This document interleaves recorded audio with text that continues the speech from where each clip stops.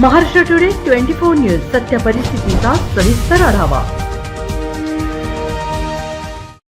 छत्रपती संभाजीनगर जिल्ह्यातील कन्नड तालुक्यातील वाकोद या गावामध्ये जिल्हा परिषद शाळेच्या मुलांसाठी प्रशासनाकडून तांदूळ, डाळ तसेच इतर साहित्य हे विद्यार्थ्यांच्या आहार पौष्टिक हवा यासाठी हे धान्य दिले जाते। मात्र वाकोद या गावात चक्क शाळेच्या मुख्याध्यापकाने 4 चाकी वाहनात शाळेचे धान्य चोरून नेत असल्याचा व्हिडिओ एका नागरिकाने काढला। त्यानंतर गावातील सरपंच आणि इतरही गावकरी जमा झाल्याचा नंतर हा सगळा प्रकार समोर आला।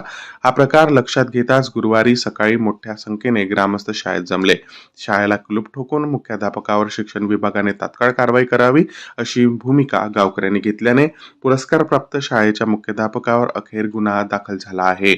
महाराष्ट्र टुडे मराठीसाठी ब्युरो रिपोर्ट देव राजाळे, छत्रपती संभाजीनगर।